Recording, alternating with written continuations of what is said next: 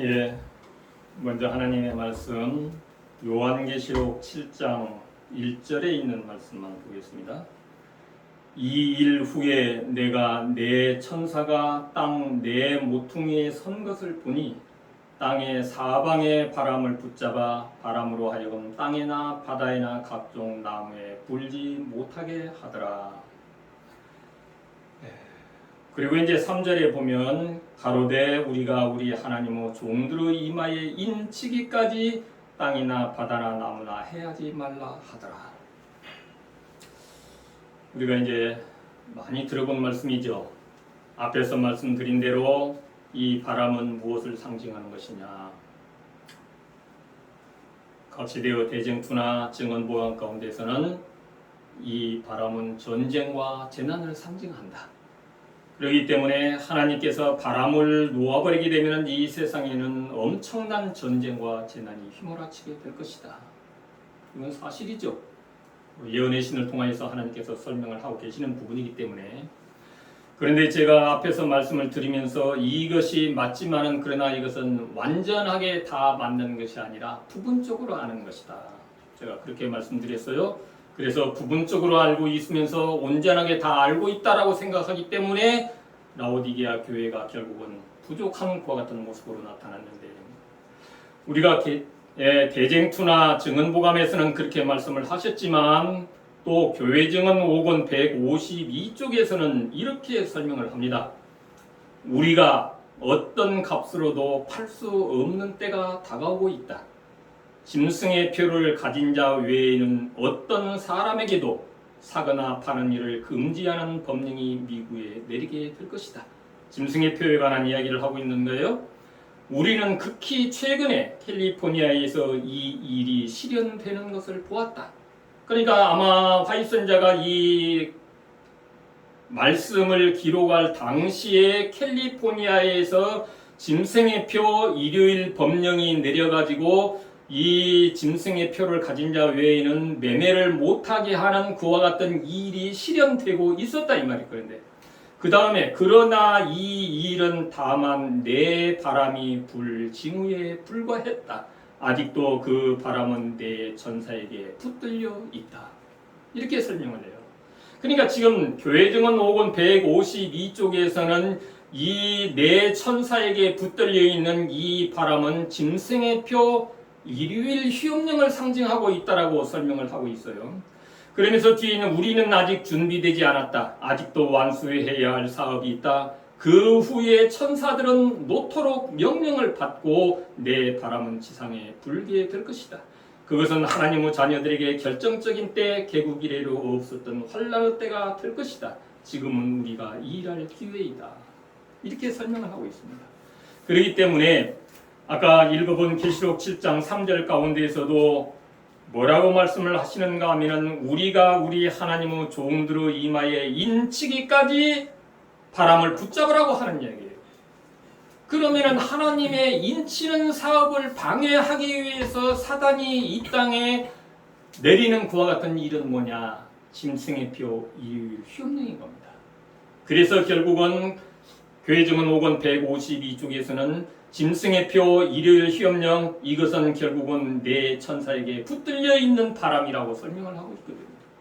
그러면 우리에게 있어서 중요한 것은 뭔가 하면 이 땅에 전쟁과 재난을 붙잡고 있는 것도 중요하지만 지금 우리가 크게 관심을 갖고 있는 일요일 법령, 이것이 언제 내릴 것인가, 어떻게 준비되고 있는 것인가, 우리가 거기에 많은 관심을 가지고 있지만은 그러나 이 일요일 휴업령이 금방 내일이라도 내릴 것처럼 준비된다고 할지라도 하나님의 종들의 이마에 인치는 사업이 마치기 전까지는 하나님께서 이 일요일 휴업령 내리지 못하도록 붙잡고 있으라고 명령을 하고 있기 때문에 이 일이 마치고 나면은 천사는 명령을 받고 내 바람은 지상에 불게 될 것이다.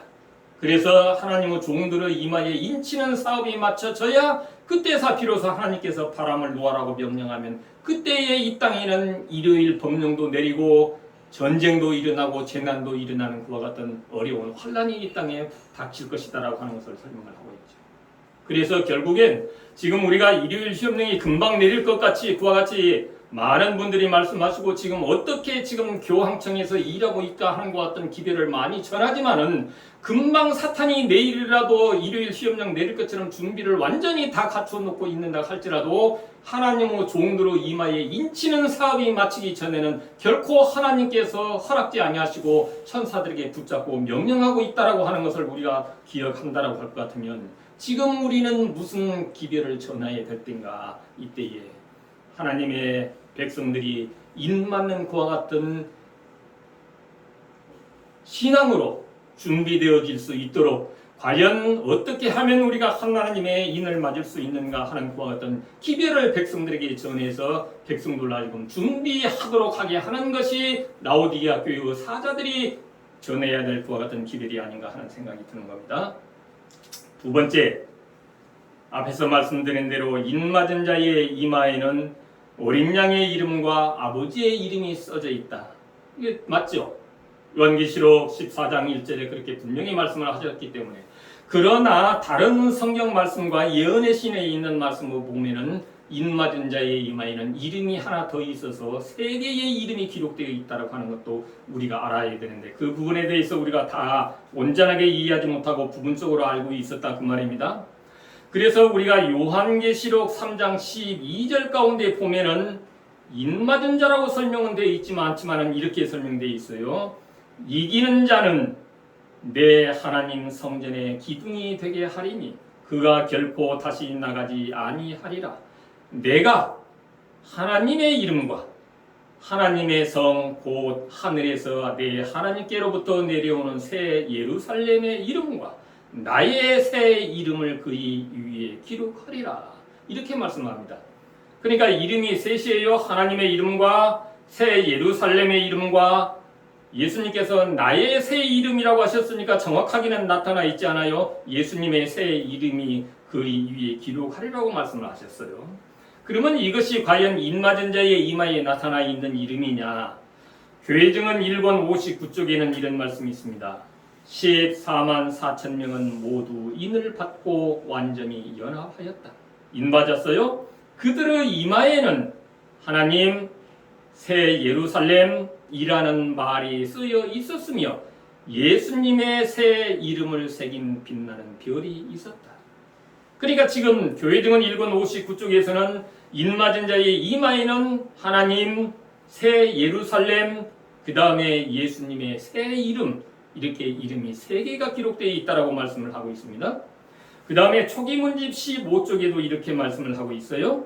14만 4천 명은 모두 다 인을 받았으며 완전히 연합되어 있었다. 그들의 이마에는 하나님이라는 글자와 새 예루살렘이라는 글자가 쓰여져 있었으며 예수님의 새 이름이 들어있는 영광스러운 별도 새겨져 있었다. 그러면 예수님의 새 이름이 무엇인가 그런 것을 제가 이 시간에 다 설명을 안 드릴지라도 분명히 우리가 알고 있지 못하는 이름 가운데 하나는 새 예루살렘이라고 하는 이름도 인맞은 자의 이마에는 기록되어 있다라고 하는 거예요. 그러면 요한계시록 14장 1절과 이 말씀들을 종합적으로 정리하면 하나님의 인맞은 자들의 이마에는 아버지, 새 예루살렘, 어린 양 이렇게 새 이름이 기록되어 있는 것을 알고 있죠. 그러면 이 이름들은 도대체 하나님의 무슨 이름인가? 이 시간에 자세히 설명할 시간은 없습니다만 이것은 각시대의 대쟁투어에 나타나 있는 말씀을 보았을 때 이것은 하나님의 직함이다. 그건 하나님의 직함이에요. 아버지, 새 예루살렘, 어린 양 이것은 하나님의 직함이라고 하는 것을 우리가 알 수가 있어요. 그래서 인맞은 자의 이마에는 그와 같은 새 이름 아버지 새 예루살렘 어린 양이라고 하는 하나님의 직함이 나타나 있는 것을 알 수가 있습니다. 그 다음에 둘째 천사의 기별에 대해서 둘째 천사의 기별은 요한계시록 14장 8절에 나타나 있는 말씀 그대로 무너졌도다 무너졌도다 큰 성 바벨론이여 모든 나라를 그 음행으로 인하여 진노의 포도주로 먹이던 자로다 하더라. 제가 지난 2기 교과 제5과 심판의 복음이라고 하는 말씀을 제가 합반 교사를 하면서 둘째 천사의 기별 가운데는 죽임을 당하신 어린 양이 나타나 있는데 그것을 깨닫지 못하다가 보니까 영원한 복음이라고 하는 말씀 속에서 어린 양의 이름을 찾는 그와 같은 참 억지 해석이 나타난다. 제가 그런 말씀을 드렸을 때 아마 많은 사람들이 좀 뭔 소리 하고 있는 거야 도대체, 아마 속으로 그렇게 생각하셨을 분도 계시고, 그러나 제게 확실히 알기 위해서 묻는 분이 없었어요. 다른 말로 말하면 그런 말을 하면 도대체 근거가 뭐냐, 둘째 천사의 기별에 어린 양의 이름이 기록되어 있다라고 하는 근거는 뭐냐, 어디에 그런 말씀이 있느냐, 이렇게 물어서 확실히 알기를 원한다든지, 아니면 너 왜 그런 엉뚱한 소리를 하냐, 그것도 전체 교인들 앞에서 이렇게 와서 조금 야단식으로 따진다든지, 이렇게 좀 반응이 나타나야 되는데 전혀 아무런 반응도 안 보인다라고 하는 것은 라오디게아 교회의 사자들이나 그 백성들 역시 하나님의 말씀에 대해서 그냥 다 잘 알고 있다라고 생각하면서 별로 관심이 없다, 하나님의 말씀에 대해서. 그래서 하나님께서는 내가 사랑하는 자를 책망하여 징계하노니 열심을 내라, 회개하라고 말씀하시는데, 여기에서 열심을 내라라고 하는 말씀을 저는 생각하기를 하나님의 말씀을 연구하는데 열심을 내라. 그래서 모르는 게 있으면 또 묻고 확인을 해서 그 말씀을 이해하고 깨달으려고 해야 성령께서 깨닫게 해주시는 것이지, 아무런 관심도 없고 알고 싶은 생각도 없고 깨닫기를 원하는 마음도 없는데 성령께서 어떻게 깨닫게 해주시냔 말이에요. 오늘 제가 예언의 신에 나타나 있는 말씀을 설명을 드리면서 그 부분을 설명드리겠습니다. 우리가 잘 아는 대로 각시되어 대댕투나 다른 말씀들에서 무너져버린 바벨론, 이미 무너진 바벨론은 로마 교황권과 배두한 개신교회라고 상징한다라고 하는 것은 우리가 잘 알고 있기 때문에 그 부분은 설명할 부분이 필요가 없고, 그 다음에는 둘째 천사의 기별 가운데에서 어떻게 해서 그 말씀이 죽임을 당하신 어린 양이 거기에 나타나 있다라고 하냐. 가려 뽑은 기별 2권 106쪽에 있는 말씀입니다. 가려 뽑은 기별 2권 105쪽에서 보면은 뭔가 하면 세 천사의 기별에 대한 설명이 나와요. 첫째 천사는 우리가 잘 아는 대로 창조주 하나님을 경배하라, 이렇게 설명되어 있어요, 거기에도. 그런데 둘째 천사의 기별은 둘째 천사라고 말씀을 안 하시고 공중에 나는 천사로 말미암아 전파된 기별은, 이렇게 말씀을 합니다. 여기에도 하나님의 의도가 있지 않나 생각해요. 지난번에 제가 합반 교사를 하면서 둘째 천사의 기별은 아마 하나님께서 손으로 덮으신 것 같다라고 제가 표현을 했었는데, 왜 그런가 하면 하나님께서 확실하게 둘째 천사면 둘째 천사 이렇게 말씀을 하셨으면 이해가 쉬운데, 첫째 천사, 뒤에 가면은 셋째 천사 이렇게 표현을 하시고, 둘째 천사는 둘째 천사라고 말씀을 안 하시고, 가려 뽑은 기별 2권 106쪽에 보면은 이렇게 말씀하세요. 공중에 나는 천사로 말미암아 전파된 기별은. 그러면 앞에서 첫째 천사를 설명했고 뒤에서 셋째 천사를 설명했으니까 요한계시록 가운데서 공중에 나는 천사는 계시록 14장 6절에 나타난 말씀대로 또 내가 보니 다른 천사가 공중에 날아가는데, 그래서 공중에 날아가는 천사로 표현된 것은 계시록 14장밖에 안 나오죠. 그러니까 여기에서 말하는 공중에 나는 천사는 둘째 천사를 말하고 있습니다. 왜 그런가 하면 앞에는 첫째 천사 말했고 뒤에는 셋째 천사를 설명했기 때문에 공중에 날아가는 세 천사 가운데 여기에서 언급하고 있는 공중에 날아가는 천사는 둘째 천사를 언급하고 있는 것이다, 그 말이에요. 제가 쭉 읽어보겠습니다.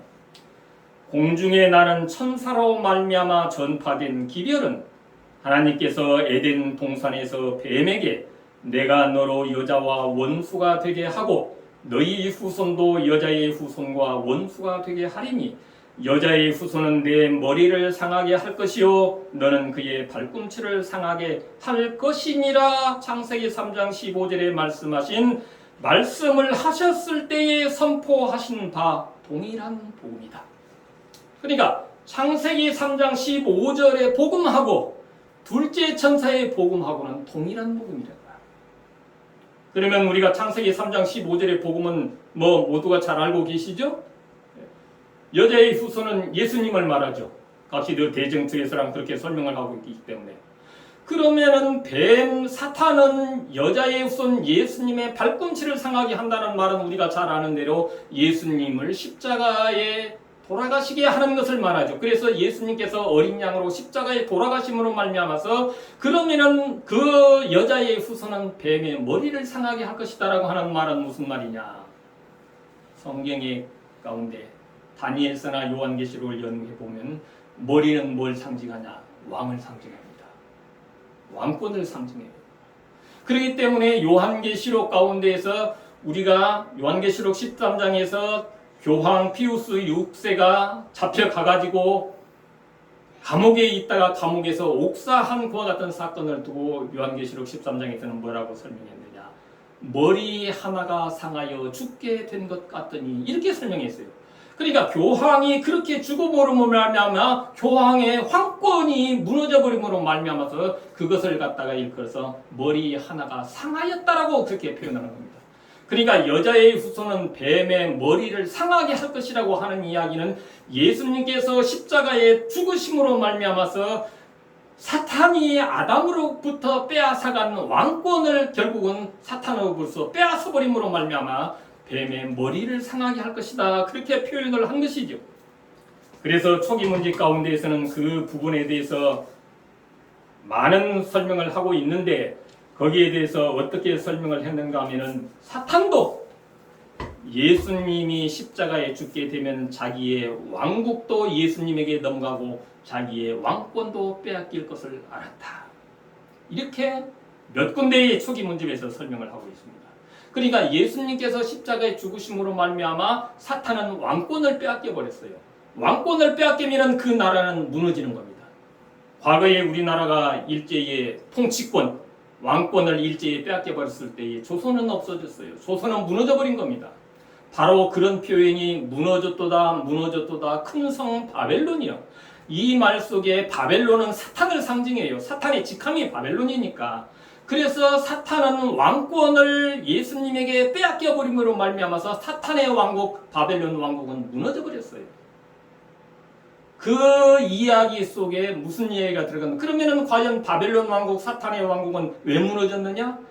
예수님이 십자가에 죽으심으로 말미암아서 사탄의 왕국은 무너졌어요.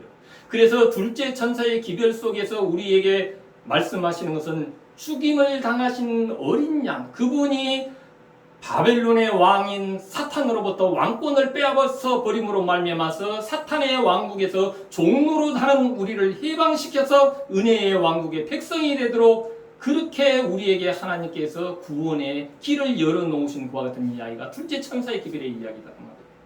그 다음에 교황권과 배도한 개신교회는 바벨론이다. 2차적인 적용이에요. 그것은 첫 번째는 사탄을 말하고 그래서 죽임을 당하신 어린 양이 사탄의 왕국으로부터 사탄에게로부터 왕권을 빼앗음으로 바벨론 왕국은 무너졌다는 것을 이야기하고 그 다음에 배도한 개신교회와 로마 교황권이 무너진 바벨론인 것은 앞으로 무너질 게 아니에요. 이미 무너졌어요. 그렇게 대쟁투에서는 설명을 하는데 그들이 무너진 것은 육적으로 무너졌다는 이야기가 아니라 영적으로 무너졌다 그 말이에요. 그것은 그들에게는 누가 없는가 하면 예수가 없어요. 그렇게 설명되어 있어요. 대징토 가운데. 그들에게는 예수가 없어요. 왜 그런가 하면 그들은 예수님 대신 신부가 대신하죠. 예수님의 일을. 그래서 없어요. 그 다음에 배도한 개신교회 그들도 하나님의 율법이 없어요. 십계명이 없어요. 그들 속에. 그렇기 때문에 하나님의 품성의 사본이 없기 때문에 그들에게도 예수가 없어요. 그래서 그들은 하나님과의 관계에 있어서 이미 그들은 오래전에 무너진 바벨론이다. 이렇게 대쟁투에서는 설명을 하고 있는 겁니다. 그래서 둘째 천사의 기별 속에 나타나 있는 복음은 뭐냐? 예수님께서 우리를 향해서 십자가에 죽임을 당하신 어린 양이다. 그래서 우리를 죄의 종로로 하는 우리를 해방시켜 주셨다. 이것이 둘째 천사가 우리에게 전해주는 복음입니다. 예. 그 다음에 셋째 천사의 기별. 세 천사의 기별은 하나의 기별이에요. 첫째, 둘째, 셋째 천사가 하나로 연결된 복음이다. 이렇게 설명을 하고 있어요. 예. 가려 뽑은 기별 2굴 105쪽에는 첫째와 둘째가 없이 셋째가 있을 수 없다. 그러니까 첫째 천사의 기별과 둘째 천사의 기별 없이 셋째 천사의 기별은 있을 수 없다는 거예요. 그러면 첫째 천사와 둘째 천사의 기별을 바르게 제대로 이해를 하는 게 중요하죠. 그 다음에 117 초기 문집 256곡에서는 세 천사의 기별 가운데 있는 완전한 진리의 연결을 보고 그 순서대로 즐거이 받아들여 믿음으로 예수님을 따라 하늘 성소로 들어갔다. 그러니까 순서를 바꿔서도 안 되는 거예요. 첫째, 둘째, 셋째는 순서대로 받아들여야 된다. 그 다음에 가려뽑은 기별 2권 117쪽에는 첫째와 둘째와 셋째 천사의 기별은 모두 연결되어 있다. 118쪽에는 셋째 천사의 크게 외치는 소리가 하늘에서부터 들려오기를 내 백성아 거기서 나와 그의 죄에 참여하지 말고 그의 받을 재앙들을 받지 말라고 하는 계시록 18장 4절이 외쳐지는데 이것을 셋째 천사의 크게 외치는 소리라고 그렇게 설명을 하고 있어요. 그렇기 때문에 첫째 천사의 기별과 셋째 천사의 기별은 연결되어 있어요. 그렇게 설명하고 있죠. 그러면 첫째 천사의 기별은 창조예요. 셋째 천사의 기별은 짐승의 표 받지 말라. 그 말을 좀 이따 설명하겠습니다만 그런 너희는 하나님의 계명과 예수 믿음을 지키는 그와 같은 삶을 살아야 된다. 그렇게 되어야 된다. 너희는 그렇게 설명하고 있는데 그 두 기별을 연결해주는 그와 같은 둘째 천사의 기별은 뭐냐? 교황권과 배도한 개신교는 바벨론이다. 이건 연결을 못 지켜줘요. 예수님께서 십자가에 우리를 위해서 죽으셨다라고 하는 그와 같은 십자가의 복음이 결국은 첫째 천사의 기별과 셋째 천사의 기별을 연결시켜주는 복음인 겁니다.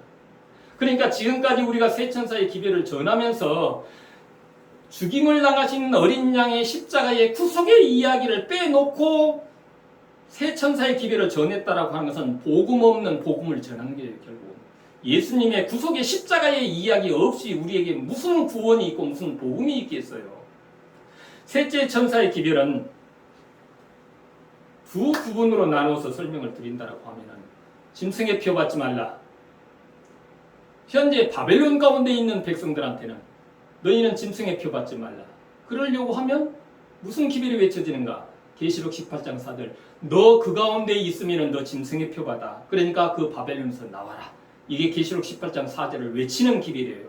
이것은 둘째 천사의 기별에 포함되는 기별이 아니라 셋째 천사의 기별에 포함되는 기별이거든. 계시록 18장 4절은. 그러니까 너 짐승의 표 받지 않으려고 하면은 너 바벨론 가운데서 나오라고 외친단 말이에요. 그 다음에 현재 하나님의 백성들에게 전하는 기별은 너 짐승의 표 안 받으려면 하나님의 계명과 예수 믿음을 지키는 사람이 되어라.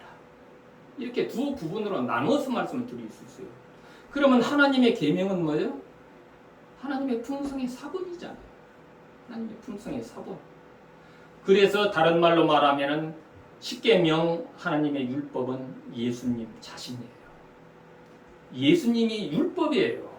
다른 말로 말해서 예수님의 마음이 율법이다 그 말이에요. 예수님의 품성이 율법이에요. 그렇기 때문에 율법도 하나님의 계명도 예수님이고 복음도 예수님이에요. 복음도 예수님이에요. 그러니까 그 다음에 하나님의 계명은 그러면 십계명 잘 알겠는데 예수 믿음은 뭐냐? 여기에 대해서 뭐 예수의 믿음이냐, 예수에 대한 믿음이냐, 뭐 이렇게 말씀들 하시지만 우리는 늘 뭘 찾아봐야 되는가 하면은 예언의 신을 통하여서 하나님께서는 그 부분을 어떻게 설명하고 있는가 그것을 우리가 살펴보는 것은 가장 중요한 것이죠. 그 부분에 대해서 하나님께서는 우리에게 설명을 하시는데 여기에서 하나님께서 우리에게 말씀하시고 있는 것은 뭔가 하면은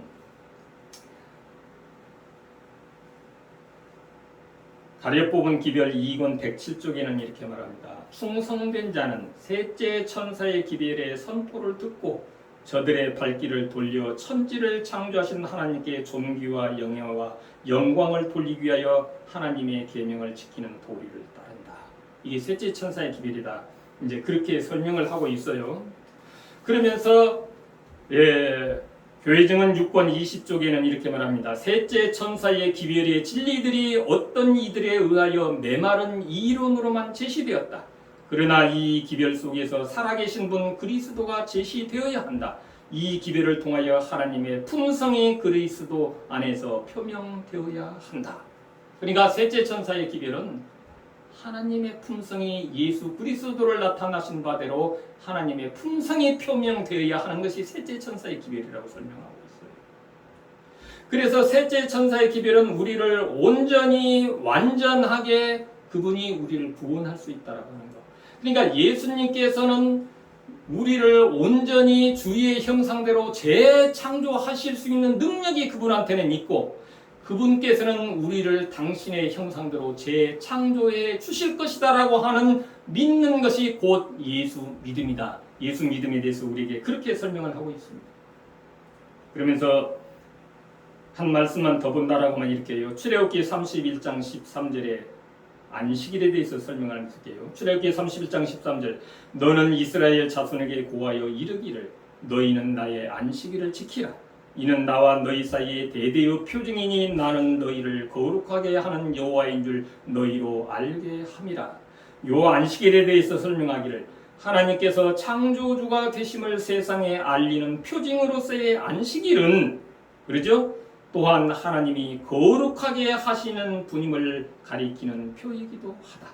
만물을 창조하신 능력은 영혼을 주의 형상대로 재창조하시는 능력이다. 안식일을 거룩히 지키는 사람들에게 그날은 성화의 표가 된다. 그래서 셋째 천사의 기별은 성화입니다. 칭의가 아니에요. 칭의는 어디에서 나타나요? 둘째 천사의 기별에서. 우리를 위해서 죽임을 당하신 어린 양 그분을 믿음으로 말미암아 우리를 사탄의 왕국에서 종노릇 하는 우리를 그분의 칭의, 믿음으로 말미암는 의, 그분의 죽으심을 통하여서 우리를 거기에서 해방시켜서 은혜의 왕국의 백성이 되도록 하셨잖아요. 이게 둘째 천사의 기별 속에서 칭의가 나타났어요. 그런데 우리가 둘째 천사의 기별을 이해를 온전히 하지 못하다가 보니까 셋째 천사의 기별이 칭의의 기별이라고 잘못 우리가 오해를 했던 것이죠. 둘째 천사의 기별에 칭의가 나타났다라고 하면은 셋째 천사의 기별은 온전히 성화에 대한 하나님의 품성이 나타나야 하는 것을 우리에게 말씀하셔도 그와 같은 능력이 예수님에게는 있고 그렇게 믿는 자들에게 그분께서는 당신의 품성으로 당신의 마음으로 온전히 새롭게 해 주실 수 있는 것을 믿는 것이 예수 믿음이다. 이렇게 설명을 하고 있기 때문에 우리가 늘 하나님의 말씀을 온전하게 다 아는 것은 필요합니다. 부분적으로 알면서 이게 전부 다인 것처럼 설명하면 잘못하면 많은 오류 가운데 빠질 수가 있는 것이겠죠. 그래서 세 천사의 기별은 다 안식일 기별인데 첫째 천사의 기별 창조의 기념일, 둘째 천사의 기별 구속의 기념일 신명기 5장 15절이죠. 셋째 천사의 기별 성화의 표징의 안식일 출애굽기 31장 13절.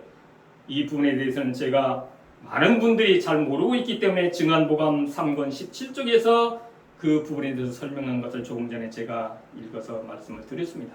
그래서 아무쪼록 우리는 세 천사의 기별에 대해서 확실하게 알아야 되는데 그러면은 이 부분에 대해서 우리가 온전히 알지 못하기 때문에 백성들의 마음 가운데 죽임을 당하신 어린 양의 믿음을 통하여 우리가 어떻게 거룩하게 성화되어서 예수님께서 다시 오실 때를 준비할 것인가, 그게 밤중설이군요. 그래서 초기 문제 가운데 보면은 셋째 천사는 밤중설이라고 설명되어 있어요.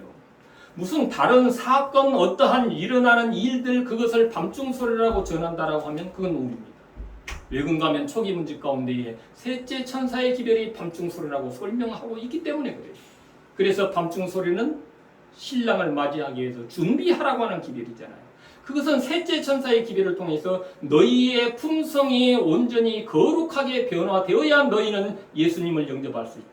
그래서 요한계시록 19장 7절에 나타나 있는 말씀처럼 어린 양의 아내가 준비됐는데 그들은 세마포 옷을 입은 자들이다.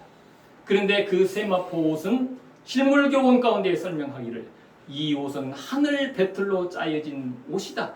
거기에는 인간의 노력으로 만들어진 것은 실 오락이 하나도 섞이지 아니하였다.